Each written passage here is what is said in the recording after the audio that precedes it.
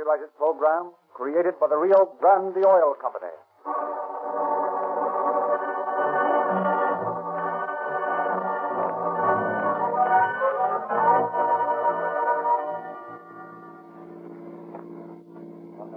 Calling all cars, attention all cars, broadcast 109. Be on the lookout for manhunt.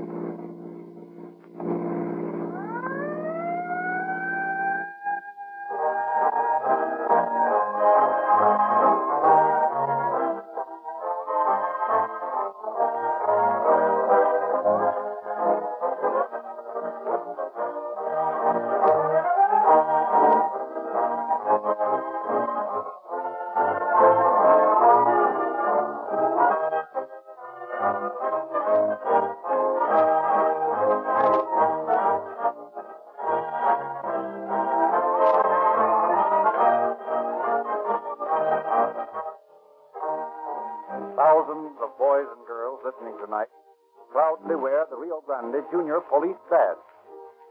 They have fingerprint outfits, police microscopes, sirens, G-man guns, and other detective equipment. Rio Grande offers every boy and girl a complete police outfit absolutely free. Read all about these free gifts in the latest issue of the unique Calling All Cars News, out today. Ask for your free copy wherever Rio Grande cracked gasoline is sold. Rio Grande publicizes the heroic deeds of the police in their war on crime because more of the West's police and emergency cars are powered by Rio Grande cracked gasoline than any other brand. Leading cities and counties of the West specify the same Rio Grande cracked you get from your neighborhood dealer because official records prove they get faster miles and more miles for the money.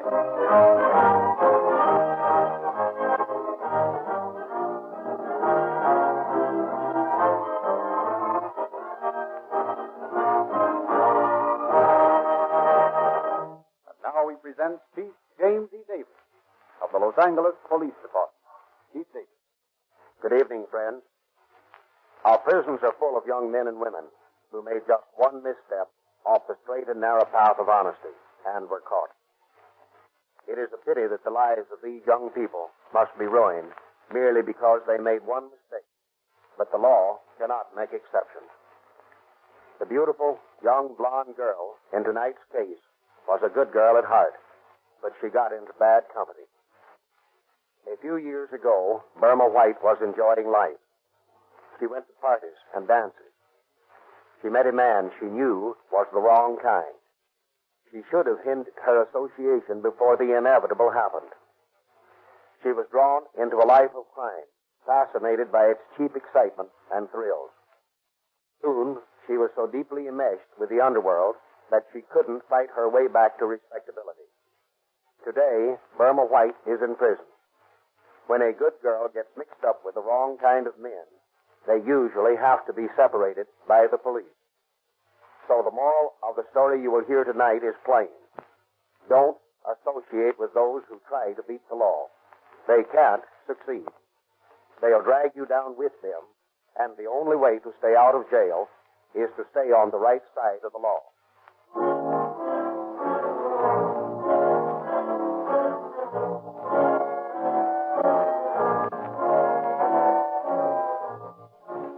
In 1930, Tom White was sentenced to San Quentin to serve a maximum term of 10 years for grand theft. He proved to be such an incorrigible prisoner, getting into fights and fomenting trouble among fellow convicts, that he was sent to Folsom. In spite of his incarceration in that haven of the two-time losers, he was paroled in April 1933. At a nightclub, he meets Burma Adams, a young blonde who worked in a beauty shop. And then, on the night of August 16th,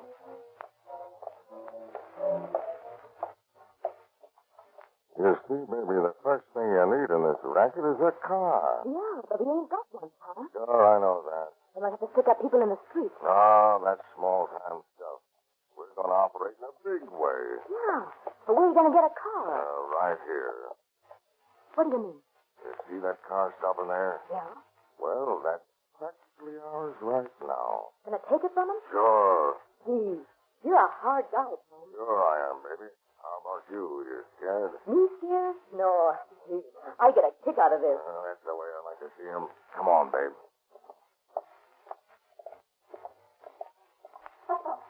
All right, I won't forget. Good night, Leslie, and thanks for a marvelous evening. Good night, Mary. I'll see you Tuesday. Pick him up. Oh, What do you mean? Pick him up and give me your dough. I haven't very much on me. All right, give me all you got. And you too. well, but I tell you, I haven't a penny. Shut up and get out of the car, the two of you. Now get in, babe, and start her up.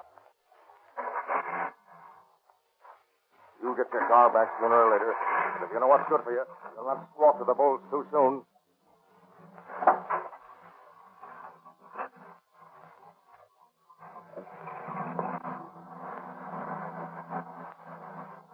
You see, babe? That's all there is to it. Gee, Tom, you're a smart guy.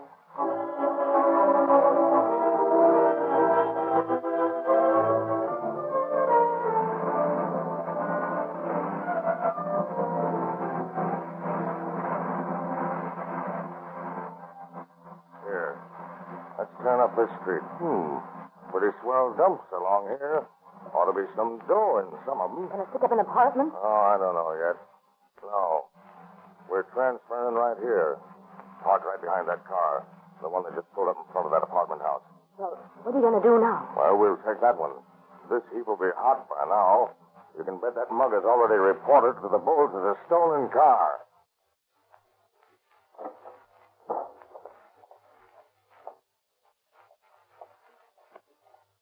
Big down. This is a holdup. What?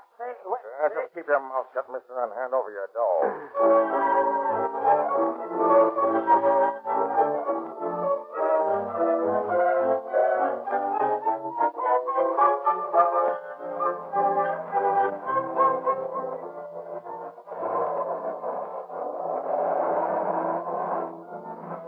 Look, baby. That car ahead's got to stop for that red light. Pull up close to the curb, and I'll knock him over.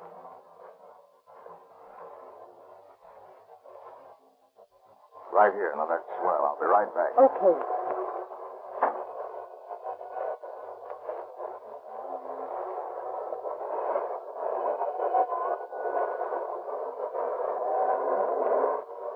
Hold up your hands. Huh? What is this, a joke? No, it's a holdup, and I mean business. Now, keep your hand off that gear shift. Lady, you're not going to pull away from this. Well, I can assure you, Mr. Withington won't try. I'm just teaching her to drive. I don't think she knows how to start the car, unless I told her. All right, then. But hand over your money. Don't you think this joke has gone far Now, enough? this ain't no joke. Now, give me your watch. Yeah, but you don't have to rip it off my wrist. Well, all right, if you don't want me to rip your coat off, hand me your pocketbook. Yeah. There you are. Is that all you've got?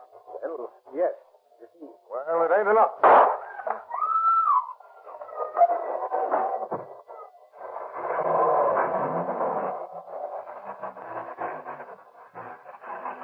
Okay, babe. Turn up here to the right and step on it. What was that shot I heard? Oh, the mug's trying to get fresh, so I let him have it. All Los Angeles is horrified the following morning to learn of the brutal and needless shooting of Cora Withington and Crombie Allen. Public sympathy wells up as Miss Withington's life hangs in the balance. The Los Angeles Police Department goes into action. Chief Davis orders his first police blockade throughout the city in an attempt to capture the car used for the bandits. More than 300 patrolmen are deployed to strategically located intersections, where from 7 o'clock in the evening until 1 a.m., every passing automobile is scrutinized, its license plates checked, its occupants interrogated. I never heard of such a thing. Holding decent people up like this, throwing everything out of kilter. What? Listen, Martha, do you have any idea what this is all about? No, and I don't care. I know I want to get home. I've got a headache, and these policemen are holding me up with their silly flashlights and questions. I don't Well, listen here. They're looking for those gangsters who shot that school teacher.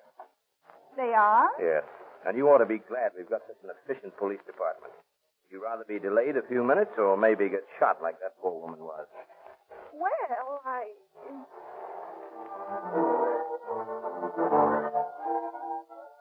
6 days later, Tom White changes cars again, holding up Mr. and Mrs. Effie Bobria and taking their Chevrolet coupe from them. Furnished with the license number of this car, the police intensify their manhunt. On August 31st, C.C. Lewis is held up as he's entering his apartment house. He grapples with a thug who fires a shot at him and then runs away. Mr. Lewis's description of the bandit tallies with that of the other victim. Chain stores and drug stores are burglarized. Pedestrians held up on the street, and every time the bandit is seen, the description is the same. Usually he's accompanied by his blonde companion.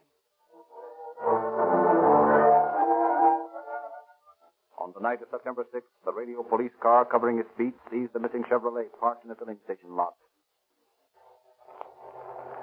Yeah, that's it, all right. License plates and description fits. We better pull in and find out about it. Okay. Want some gas, boys? Nope. Know anything about that coupe over there? Why, no. What do you mean? Who's it belong to? Oh, some blonde lives up the street here. Oh, a blonde, eh? Yeah, she brought it in yesterday to have the battery charged. What's her name? I don't know. Where does she live?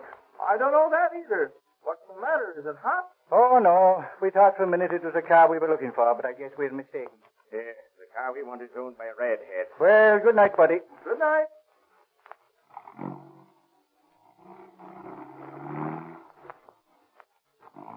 That's it, all right. Better get to a box and call headquarters. That's what I'm doing right now.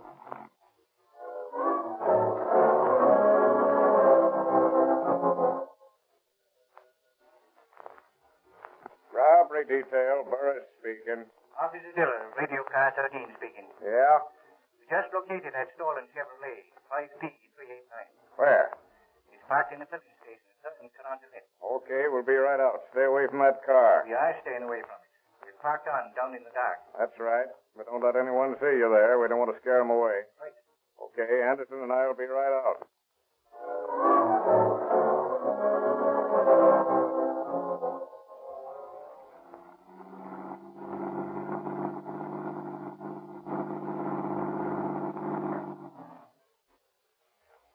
Hello, boys. Hello, Lieutenant.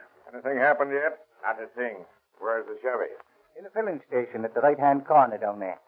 You can just see the hood of it by the grease rack there. Oh, yeah. Did you talk to the station attendant? Yeah. What did he say? Said the car belonged to a blonde. Well, that fits okay. Said she left it to have the battery charged and she'd be back for it any time. And she probably won't. It's 1,000 to 1 that car's abandoned for good. But I'll play the long chance that she's coming back for it. It's worth trying. Right. Now, you boys better get out of here and stay away from this corner. We'll hold the stake from now on. Okay. Tell the boys to relieve you to stay away out of this neighborhood and tell them to tell the boys to relieve them. Right. Good night. All right.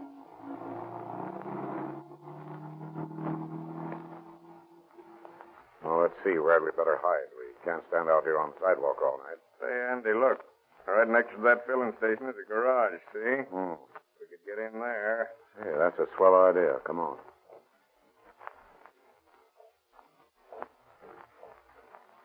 Don't look like there's anybody home. Yes, there is. There's a light in the back. Yeah, this will be a great spot. Those hedges hide everything. We can see right through them.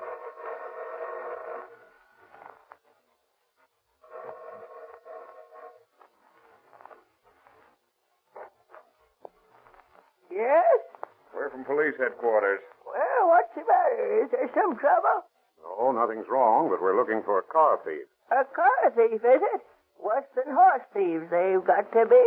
Well, what do you want with me? I ain't no car thief. Oh, we know that. We'd like to hide in your garage. One of the cars this man stole is parked in the filling station next door, and we want to watch it through your hedge and try to pick up the crook when he comes back for it. I see. Well, I can't figure no reason why you shouldn't hide in the garage. Well, that's fine.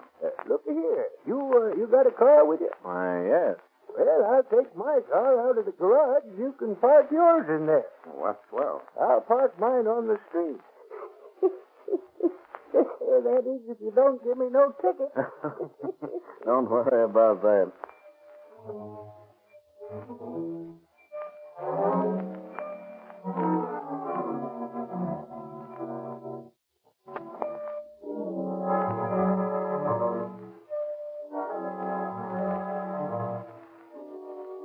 All evening and past midnight, the hidden detectives watch the filling station. The attendant closes up and goes home. The stream of traffic dwindles as the city goes to sleep. Still, the guardians of the law keep their watch. Well, it doesn't look like they're coming for this crate tonight. Maybe not. And again, maybe they will. If the girl comes back alone, we will have to follow her. You realize that? Sure, we can't let the guy get away. Well, I've been thinking maybe we'd better get a couple more men in case we have to surround their hideout. Yeah, not a bad idea. I'll call in for a relief so we can get some dinner. And I think it'd be a good plan to change clothes. You got any dirty old pants at home you use when you grease your car? Yeah, I think so. Well, you'd better get them.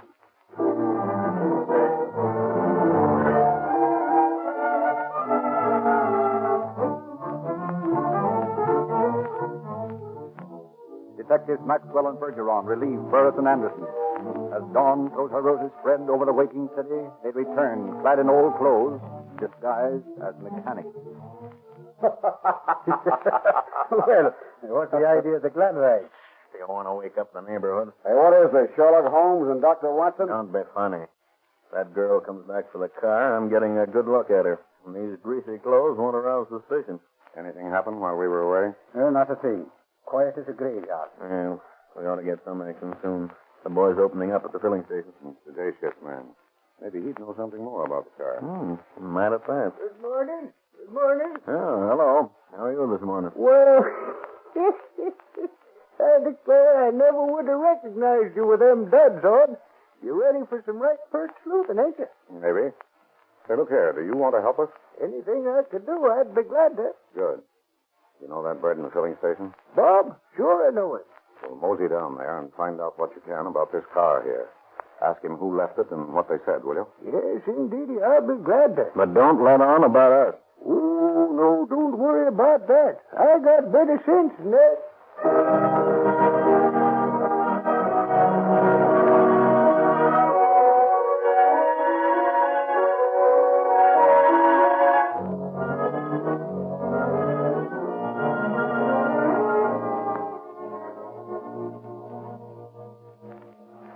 Well, here he comes back. Took him long enough to find out anything. He's a great old character.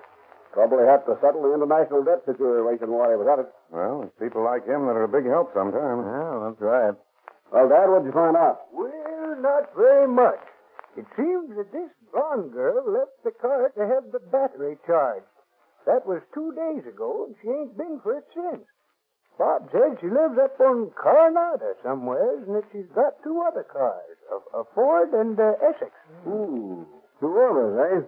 Well, is there anything else I can do for you? No, I don't think so. The missus is getting some breakfast. I might be able to get her to warm up some coffee for you. Well, that'd be all right. I could do with a little coffee.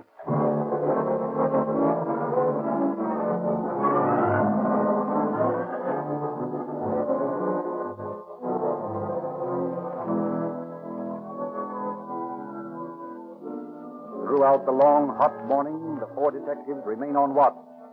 Then at 3 in the afternoon, just as they're beginning to feel that their vigil is in vain, a blonde girl arrives at the filling station. Hey, there she is. Who? The blonde. Yeah, that's her. She's gone over to the Chevrolet. Well, we'll have to follow her and get the guy, too. Well, I'm going to get a good look.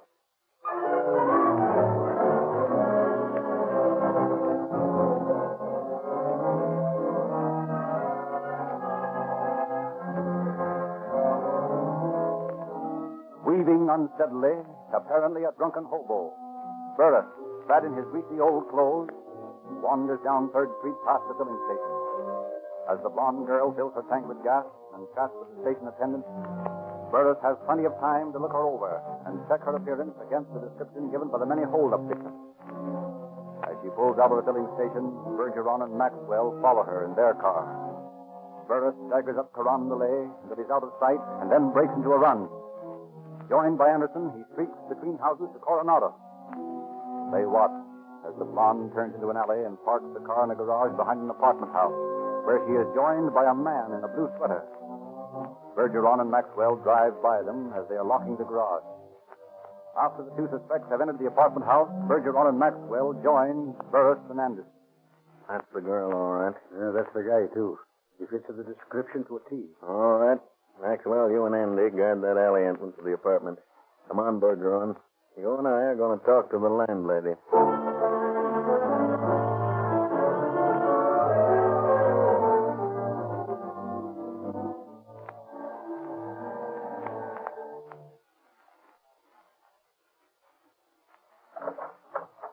Yes?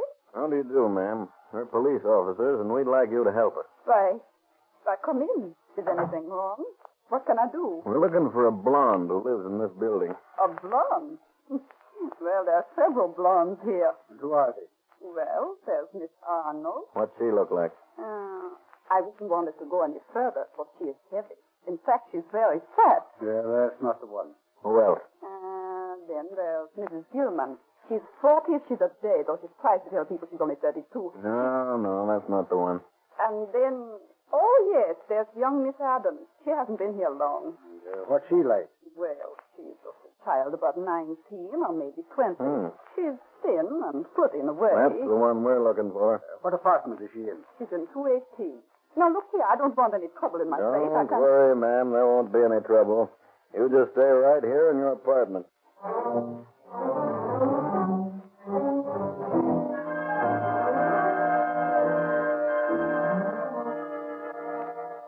Burris and Bergeron called Anderson and Maxwell in from the alley, and the four, guns drawn, climbed the stairs to apartment 218.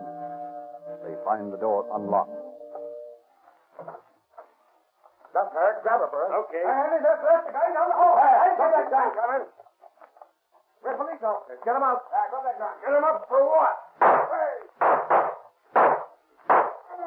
What are they doing? Kill us out? Now, just sit still until we find out what this is all about. I don't know what's the matter myself yet. We'll be as good to you as you let us. What are you, police officer? Yes, ma'am. We're police officers. Oh, mercy. I thought you were hold-up men. And just who are you? I'm Burma's mother. Well, boys, what happened?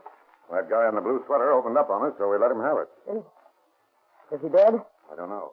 Where's the phone? Over there on the wall.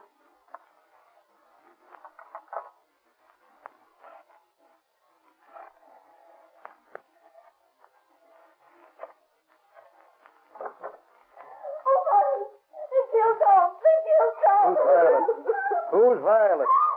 Well, that's his sister. What's she doing here? Came down here to see him. Tom's out on parole, you know. Hello, Phil. Anderson. Send the ambulance out to 2nd and Coronado. Yeah. And man shot. I don't know. Make it snappy, though. Don't let my mother know what I mean to. She'll find out from the papers. Well, I never she found out that way to know. All right. Anderson, place these two women in technical custody. I want to talk to the girl. Come on in the kitchen, Burma. Now, let's find out all about this. What's your name? Burma Adams. What's the boyfriend's name? Tom White. Where's his gun? Where's what gun? The one that blinded Miss Withington, that 32. Oh, that one. That's in his room, I guess. What room? 327. Maxwell. Yeah. Get up to that guy's room, number 327, and see if you can find that 32. Right. Now, where's your car? What car? The Chevrolet. I haven't got any Chevrolet. Oh, yes, you have. I saw you drive it away from the filling station. Well, then you ought to know where it is. Where's the key to it? Nice talk about it. Oh, please, mister. Don't let my mother know about this. I won't tell her a thing.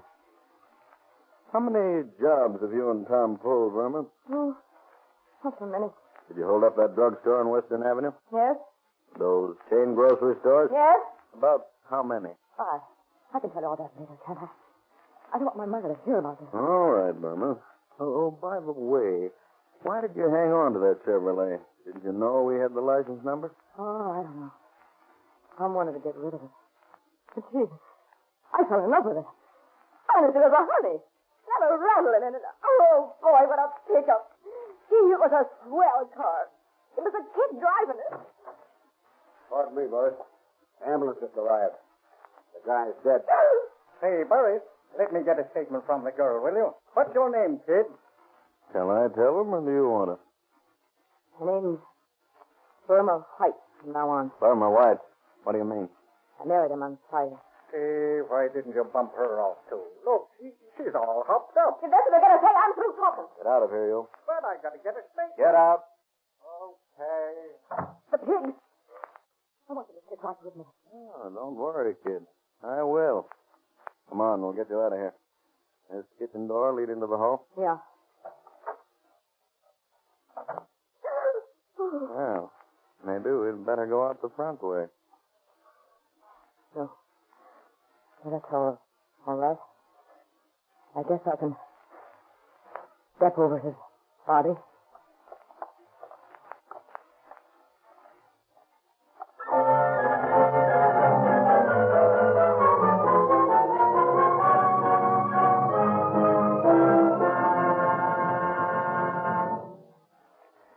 And on November 6th, Burma White, tool of the parole convict Tom White, was sentenced to serve from 30 years to life on 7 counts of first-degree robbery, 1 count of attempted robbery, and 3 counts of assault with deadly weapon with intent to commit murder. This series of crimes in which Burma White participated would never have entered a career of crime had the parole system been stringent enough to prevent desperados from having their freedom. It is my sincere hope that you, the citizens, will demand a proper parole system so that you and yours will not be in constant danger from the ruthless viciousness of men of the stripe of Tom White. Thank you, Chief Davis. Ladies and gentlemen, you are almost certain to see a Rio Grande service station tomorrow, and we hope you'll drive in to ask for a free copy of the Calling All Cars News, to read about the free gifts for your boys and girls, or to fill up with Rio Grande crack, the gasoline that gives you so much more and costs you no more. And remember, more police cars, fire engines, and other emergency equipment are powered by Rio Grande crack wherever it is sold than any other gasoline. And if you'll take the advice of America's most expert oil buyers, you'll take your car into a Rio Grande station every time you need oil. Sinclair motor oils are featured at all Rio Grande stations. The same Sinclair oils that are specified by 150 leading railroads and by the leading airplane lines. Sinclair oils are de-waxed and de-jellied so that all the useless filler you get in other oils is removed, and you get more real lubrication for your money than ever before.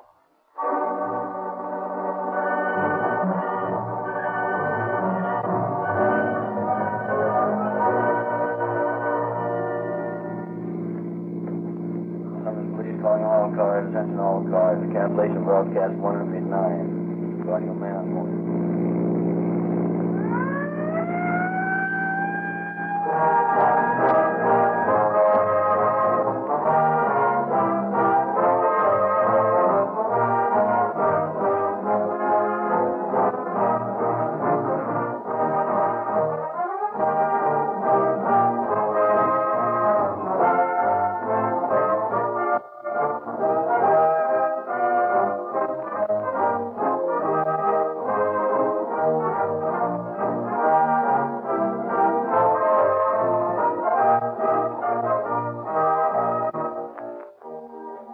Frederick Lindsley bidding you good night for the Rio Grande Oil Company.